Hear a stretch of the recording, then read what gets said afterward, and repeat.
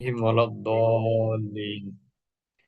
সূরা ফাতিহার মধ্যে সব থেকে গুরুত্বপূর্ণ অংশ হলো এই আয়াত থেকে শুরু হয়। অর্থাৎ সূরা ফাতিহাকেও দোয়া বলা হয়েছে, দোয়া। তা সূরা ফাতিহা যে দোয়া, তা শুরু হয়েছে ইহদিনাস সিরাতাল মুস্তাকিম থেকে।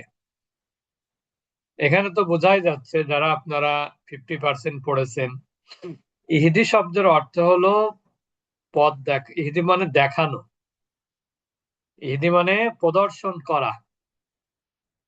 এই শব্দটা মূলত এসেছে হেদায়েত থেকে। হেদায়েত শব্দের অর্থ পথ প্রদর্শন করা বা লক্ষ্যে পৌঁছে দেয়া। আর ইহদি শব্দটা এর পরে যদি, এইটুকু সবাই ভালো করে খেয়াল করতে হবে, যে ইহদি শব্দের পরে যদি প্রিপোজিশন ইলা আসে, ইহদির পরে যদি প্রিপোজিশন বা হরফে জার যদি ইলা আসে, তখন তার অর্থ হবে হলো পথ প্রদর্শন করা। বুঝতে পেরেছেন? যেমন আপনি আমাকে জিজ্ঞেস করলেন যে গুলশান 2 কোন দিকে, তা আমি বলে দিলাম পূর্ব দিকে, পশ্চিম দিকে। এই বরাবর চলে যান, ওইটা হলো গুলশান 2, সামনে গেলেই গুলশান 2।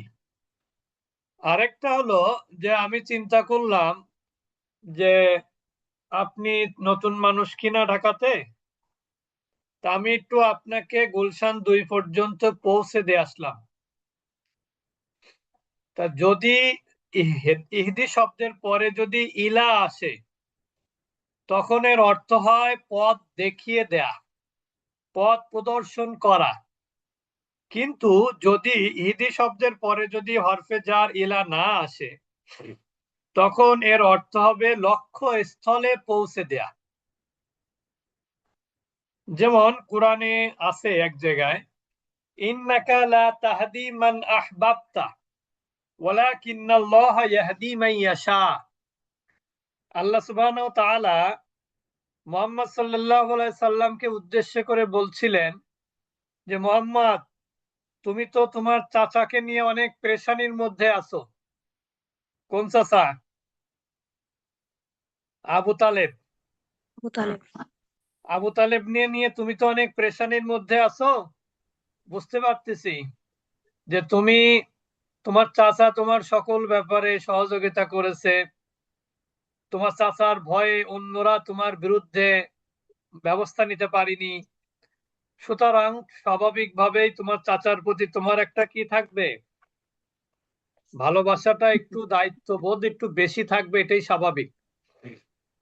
তা তুমি ইন্নাকা লা তাহদি, তুমি কি করতে পারবা না, তুমি যাকে পছন্দ করো বা যাকে চাও তাকে তুমি হেদায়েত করতে পারবে না, লক্ষ্যে পৌঁছে দিতে পারবে না। বুঝতে পেরেছেন এবার? অর্থাৎ আবু তালেবকে যদি মোহাম্মদ সাল্লাল্লাহু আলাইহি সাল্লামের ক্ষমতা থাকতো, তাহলে কি তাকে ইমানদার না বানায় কবরে পাঠাতে পারতো? জি না। সেটা কখনো তিনি তা করতেন না, তার যদি ক্ষমতার মধ্যে থাকতো। তার মানে ইন্নাকা লা তাহদি মান আহবাবতা, অর্থাৎ নিশ্চয়ই আপনি তাদের লক্ষ্যস্থলে পৌঁছে দিতে পারবেন না, আপনি যাকে চাইবেন লক্ষ্যস্থলে, বরং আল্লাহ যাকে চাইবেন তাকে তিনি লক্ষ্যস্থলে পৌঁছে দিতে পারেন। বুঝতে পেরেছেন? তার মানে এখানে পথ প্রদর্শন তো সীমিত ব্যাপার, সাধারণ ব্যাপার। আর এখানে ইহদি শব্দের দ্বারা উদ্দেশ্য হলো একেবারে লক্ষ্যে গন্তব্যে। একজন মমিনের গন্তব্য যেখানে হওয়া উচিত, হেদায়েতের যে স্তরে যাওয়া উচিত, সেই স্তর পর্যন্ত পৌঁছে দিতে পারে একমাত্র আল্লাহ সুবহানাহু ওয়া তাআলা। আবার কোরআনে আরেক জায়গা আছে, ওয়া ইন্নাকা লাতাহদি ইলা সিরাতিম মুস্তাকিম। আল্লাহ তাআলা রাসূলকে বলছেন, হে নবী, আর আপনি অবশ্যই সরল সঠিক পথ প্রদর্শন করেন। এক জায়গায় অর্থ করা হলো লক্ষ্যে পৌঁছে দিতে পারার কথা, আরেক জায়গায় কি বলা হলো? পথ প্রদর্শন করার কথা। তাহলে কোন জায়গায় আন্তরিকতা বেশি? পৌঁছে হুম দেওয়ার ক্ষেত্রে। লক্ষ্যে পৌঁছে দেওয়াটাই কিন্তু আন্তরিকতা বেশি। অর্থাৎ এখানে আমরা যখন আল্লাহকে বলবো ইহদিনাস সিরাতাল মুস্তাকিম, ইহদি আল্লাহ পথ দেখাও, না মানে আমাদেরকে, সিরাত মানে হলো পথ, মুস্তাকিম মানে সরল, সঠিক, সহজ। তাহলে এখানে মনে মনে আমরা কি নিয়ত করব? যে সর্বোচ্চ শিখরে, হেদায়েতের সর্বোচ্চ স্তরে যেন আমাকে আল্লাহ আপনি পৌঁছে দিন। বুঝতে পেরেছেন? আল্লাহকে এই দোয়া করবেন না যে আল্লাহ আপনি আমাকে পথ প্রদর্শন করেন। আল্লাহকে যদি বলেন পথ প্রদর্শন করা, তাহলে আল্লাহর দায়িত্ব কি কমে গেল না অনেক? হ্যাঁ। হুম। বরং আল্লাহকে মনে মনে কি ভাববেন? আল্লাহ আমাকে একবারে হেদায়েতের সর্বোচ্চ শিখরে আমাকে কি করো? পৌঁছে পৌঁছে দাও। যাবো। এখন সিরাত শব্দের অর্থ পথ। কেমন পথ? সরল পথ, মুস্তাকিম, সঠিক পথ। যে পথে একবার কেউ গেলে সেই পথ থেকে কি হয় না? বিচ্যুত হয় না। যেমন দেখেন, আমি প্রায় একটা উদাহরণ বলি। আপনি যদি কাউকে একেবারে সোজা পথ দেখাতে পারেন, যে কোনো আঁকা বাঁকা নাই, সোজা চলে যাবা, তাহলে তার জন্য গন্তব্যে পৌঁছানো সহজ, নাকি একজনকে বললেন যে তুমি সোজা গিয়ে ডাইনে, ডাইনে গিয়ে বামে, সেখানে একটা মোড় আছে, মোড়ের পাশে দোকান আছে, দোকানের পাশে ধরে গলি আছে, তাহলে কোনটা সহজ? কোন পথ সহজ? যে পথে সরল, যে পথ কি সমান, সোজা, সরল, সেই পথ। অর্থাৎ পথটা আমার জন্য কি করো না আল্লাহ, তুমি আমার জন্য কঠিন করো না, আমার জন্য কি করো? পথকে সহজ করে দাও। আমরা প্রায় বলি যে মানুষ চাইলেই কিন্তু ভালো কাজ করতে পারে না, মানুষ চাইলেই সে নেক আমল করতে পারে না। নেক আমল করতে গেলে একমাত্র আল্লাহর সাহায্যর প্রয়োজন। আল্লাহর সাহায্য প্রয়োজন। বুঝতে পেরেছেন? আল্লাহর সাহায্য ছাড়া নেক আমল কোনোভাবেই সম্ভব না। আচ্ছা, এখন বলছে চালাও সে পথে, যে পথে তোমার প্রিয়জন গেছে চলি। হ্যাঁ, তাহলে সিরাতাল্লাযীনা আনআমতা আলাইহিম। এখন একটা জিনিস কালকে আমি বলতে চাইছিলাম, কিন্তু আসলে বলাটা, সেটা হলো, আমরা তো অনেকে মনে করি যে হেদায়েত মনে হয় শুধুমাত্র মানুষের সাথে সম্পর্কিত, হেদায়েত শুধুমাত্র মানুষের সাথে সম্পর্কিত। আসলে হেদায়েতের তিনটা স্তর আছে। কয়টা স্তর? তিনটা। বুঝতে পেরেছেন? একটা হলো সবাই সেই স্তরের অন্তর্ভুক্ত, ঢালাও ভাবে। অর্থাৎ আপনি যদি মনে করেন যে শুধু মানুষরাই মনে হয় হেদায়েত প্রাপ্ত হয়, আচ্ছা বলেন, হেদায়েত প্রাপ্ত হলে তার কি কাজ হয়? একজন মানুষ যখন হেদায়েত প্রাপ্ত হয় তখন তার কি হয়? এ তো বেনিফিট কি, তার দায়িত্ববোধ কি হয়? তখন সে আল্লাহর হুকুম আহকাম, আল্লাহকে খুশি করা, এইগুলোই তার দায়িত্ব হয়ে যায়। অথচ আল্লাহ সুবহানাহু কোরআনের মধ্যে কি বলেছেন জানেন? ওয়াইম মিন শাইইন ইল্লা ইউসাব্বিহু বিহামদিহি ওয়ালাকিন লা তাফকাহুনা তাসবিহাহুম। আল্লাহ তাআলা কি বলছেন জানেন? যেমন কোন বস্তু নেই যা আল্লাহর প্রশংসায় তাসবিহ পাঠ করে না। সূরা ইসরা আয়াত নাম্বার 44।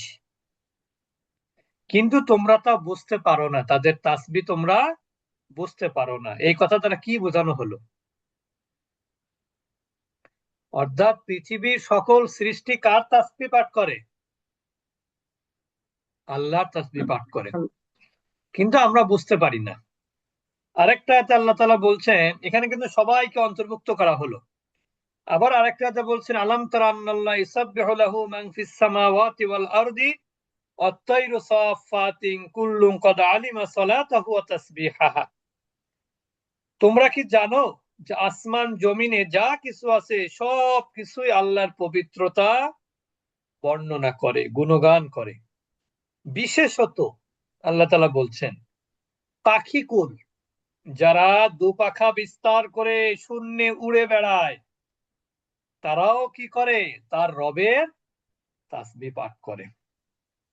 এখন এই তাসবিহ পাঠ করা কি অকারণে হয় বলেন তো? হম কোনো অকারণে তাসবিহ পাঠ করে কেউ? না। তার মানে কি? তার মানে হলো সকল সৃষ্টি আল্লাহকে চেনে, আল্লাহকে জানে, আল্লাহকে খুশি করার চেষ্টা করে। বুঝতে পেরেছেন? আচ্ছা, তারপর আমরা চলে যাচ্ছি সিরাতাল্লাযীনা আনআমতা আলাইহিম। সিরাত শব্দের অর্থ হলো পথ, আর মুস্তাকিম অর্থ হলো কি? সোজা পথ।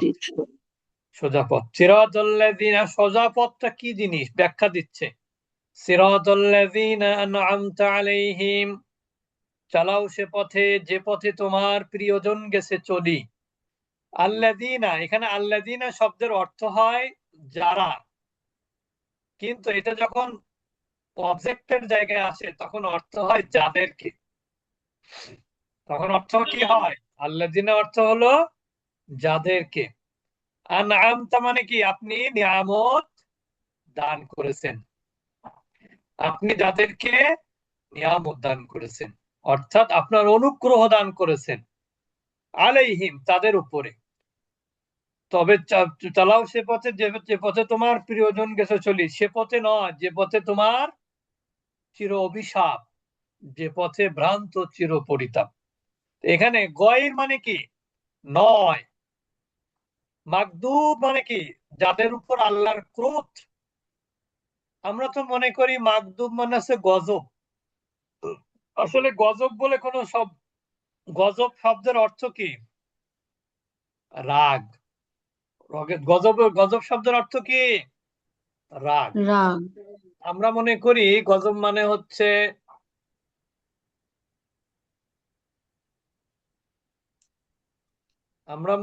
গজব মানে হলো কি? করোনা। অভিশাপ। আমরা কি মনে করি? গজব মানে হলো অভিশাপ। গজব মানে কি? অভিশাপ। আসলে গজব মানে আল্লাহর রাগ, অর্থাৎ যাদের উপর আল্লাহর রাগ আসে তারাই হচ্ছে মাগদুব। তাহলে এই আল্লাহর রাগ কাদের উপরে আপতিত হয়েছিল? ইহুদিদের উপরে। কাদের উপরে? ইহুদিদের উপরে। কারণ কি জানেন? ইহুদিরা মুহাম্মদ সাল্লাল্লাহু আলাইহি সাল্লামের সাথে সব থেকে বেশি শত্রুতা করেছে। তারা কোরআন, তাদের যে আসমানি গ্রন্থ, সেই গ্রন্থের মধ্যে যে বিষয়গুলো স্পষ্ট করার কথা ছিল তারা সেইগুলোকে কি করেছিল? গোপন করেছিল, মানুষ যেন না জানতে পারে। কারণ ওই গ্রন্থে মুহাম্মাদের আগমন বার্তা ছিল। এখন আমি যদি ফাঁস করে দেই তাহলে এটা কি হবে? আপনার পাওয়ার কমে যাবে না? হুম অর্থাৎ ইহুদিরা চিন্তা করলো যে আমি যদি সত্যটা প্রকাশ করে দেই তাহলে সবাই মুহাম্মাদের পেছনে ছুটবে। ইহুদিদের মধ্যে একটা ছিল, অহমিকা, হিংসা মুহাম্মাদের ব্যাপারে। তার কারণ কি জানেন? তারা মনে করেছিল যে মুহাম্মদ হচ্ছে তাদের বংশ থেকেই আসবে, ইহুদিদের থেকেই আসবে। এই জন্য তারা আল্লাহর কাছে দোয়া করতো, আল্লাহ তোমরা তাড়াতাড়ি মুহাম্মদকে পাঠাও, তাড়াতাড়ি মুহাম্মদকে পাঠাও।